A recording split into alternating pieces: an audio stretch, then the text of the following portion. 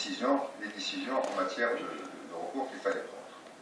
Et cette idée, dès le départ, qui a inspiré la politique de personnalisation, avec la très grande complicité du ministère de l'Intérieur, derrière cette complicité, il y a une conviction que j'aimerais partager avec vous, qui est celle que l'intégration n'est pas simplement un processus où une minorité doit s'intégrer et accepter l'ensemble des règles, de la culture, des valeurs d'une société d'accueil.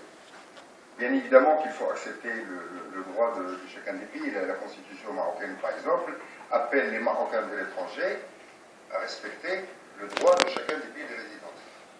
Et le Maroc, donc c'est écrit dans, je crois, l'article 32 de la Constitution, que le Maroc défend les intérêts des Marocains expatriés dans le cadre du droit international des droits de l'homme et des lois des pays de résidence, qu'on est bien dans les pays de résidence. Donc, bien évidemment. Mais au-delà de ça, sur le plan culturel, l'intégration est un processus, et là je reprends une phrase d'un grand spécialiste belge, Félix D'Aceto, qui dit que c'est un processus d'élargissement.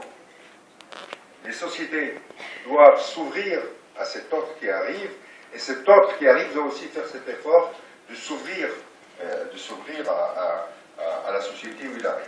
Et c'est pour ça que c'est une sorte de révolution copernicienne des deux côtés. La société doit s'élargir, doit se transformer pour accueillir l'autre, et en même temps cet autre doit s'emparer de ce qui fait cette société. Et je crois que cette idée d'avoir des migrants dans cette Commission nationale de recours, c'est cette idée qui est derrière. Et cela veut dire aussi que dans l'avenir, le migrant joue un rôle essentiel dans la politique d'intégration, et les associations de migrants doivent jouer un rôle essentiel. C'est pour ça que je profite de cette tribune pour lancer un appel. Le renforcement des associations de migrants, l'aide qui doit être apportée aux associations de migrants, y compris matérielle, financière, est essentielle pour la réussite, me semble-t-il, de ce que nous avons et de ce que nous aurons à entamer à l'avenir. Pour sa part, le Conseil national des droits de l'homme s'est mobilisé modestement pour essayer de trouver quelques moyens auprès d'un certain nombre de bailleurs.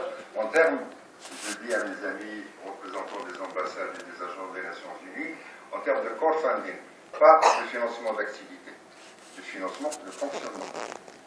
Parce que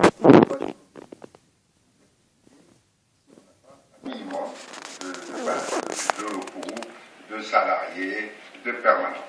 Et donc c'est pour ça que le renforcement de l'action associative des migrants, l'association de leur association à toutes les phases me semble importante. Deuxième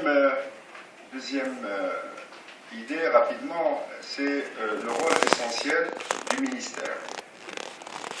Dès le départ, dès la réunion au cabinet royal, et le rôle essentiel de cette réunion, et que Sa Majesté a joué dans l'impulsion de cette politique, et qui a été rappelé par lui-même lors du discours du 21 août dernier, c'est l'idée de créer un ministère chargé des Marocains de l'étranger et des affaires de la migration. C'est un rappel que notre pays est un rappel institutionnel, une inscription institutionnelle comme quoi notre pays est un pays d'immigration, nous continuons à être un pays d'immigration, qui est une forte diaspora, mais en même temps un pays d'immigration, mais je pense qu'il faudrait, ça mériterait d'être réfléchi par beaucoup de pays. Beaucoup de pays, y compris les pays européens, sont des pays d'immigration. Ils ne sont pas simplement des pays d'immigration, ils sont aussi des pays d'immigration.